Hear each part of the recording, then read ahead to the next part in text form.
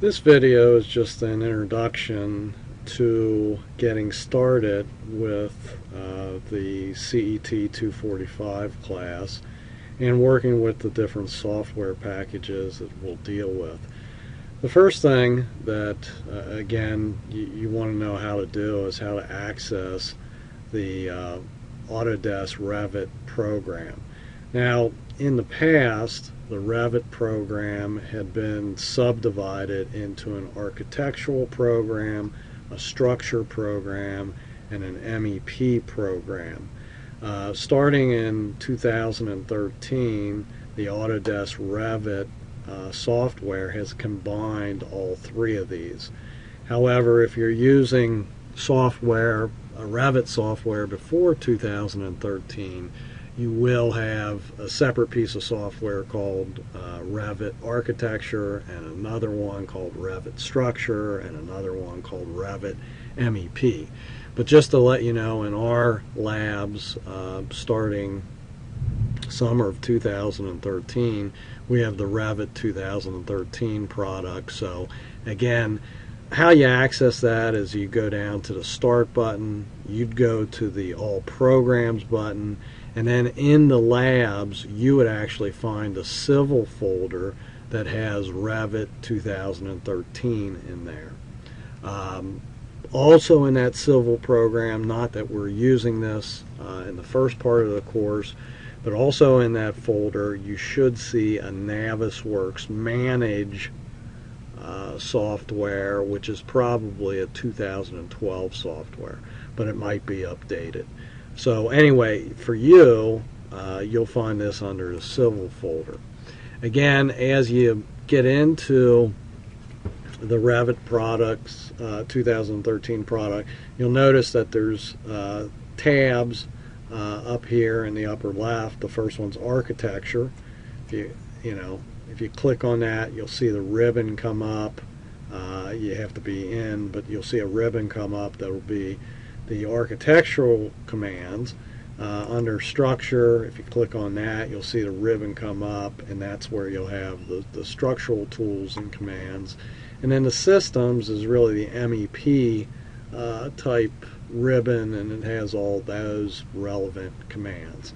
So anyway, as you're starting out here, again, we're going to stay fairly simple, and again, as you start getting projects and start working on things, you'll see these come up. But we'll definitely always stay in projects, and either you're going to be opening an existing project that you have, or maybe one that is given to you, or for right now we'll be starting out with a new project.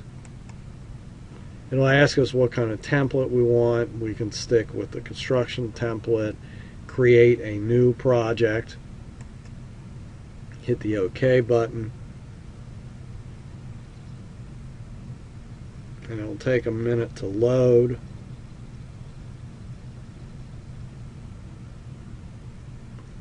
Once it does load, again, you can go back to the upper left hand and see the tab that is chosen.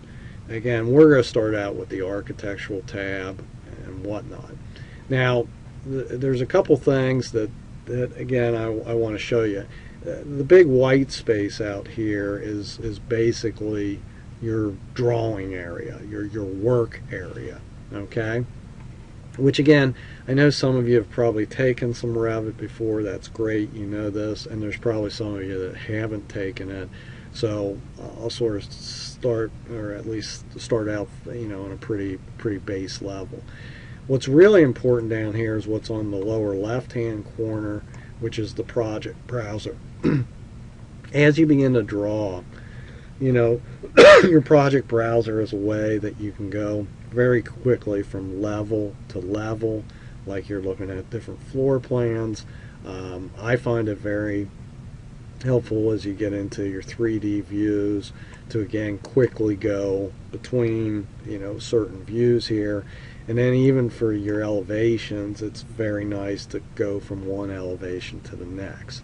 When we do get into quantity takeoffs, you'll be doing those, at least I'll be showing you how to do those under the schedules and quantities. So as you begin to build, takeoff schedules and whatnot, they'll actually show up here under these schedules and quantities and whatnot.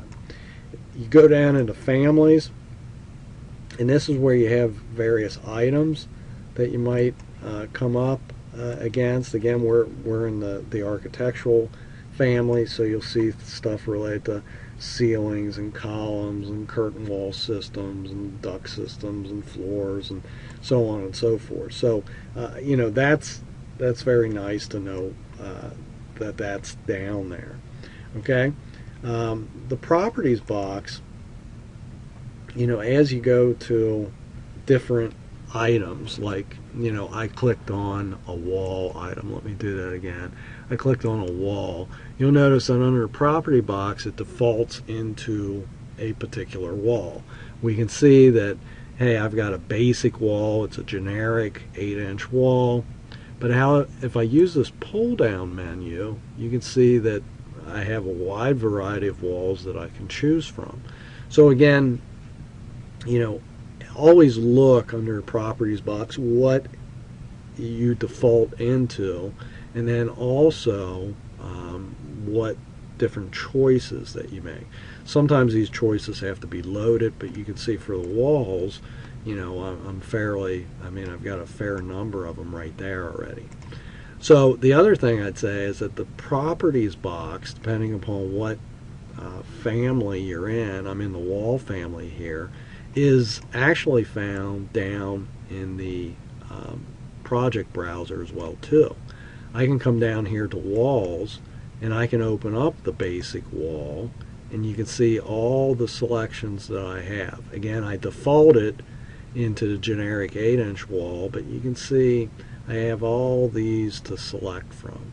So again, the walls, if you get back, click architecture to windows, you have just a wide variety of things that you can choose from.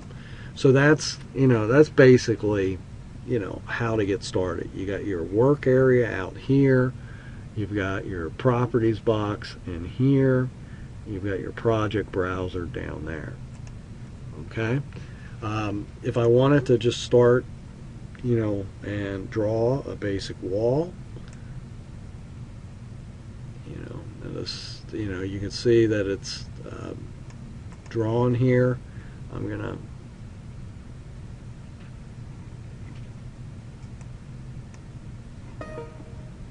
I'm going to turn this off here.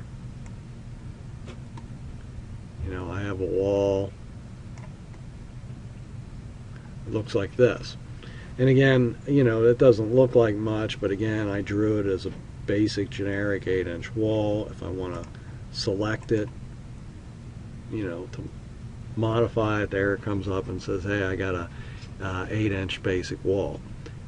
One thing that might be nice right now is to look at this 3D view. If I click on that, you can see that wall's been drawn as a 3D view. It's just a generic wall now. It doesn't really have anything inside of it. However, again, if I want to modify this, I can choose that wall, and I can come down here and I can say that, well, let's see. Let's do something different. Let's choose exterior brick and CMU. Okay?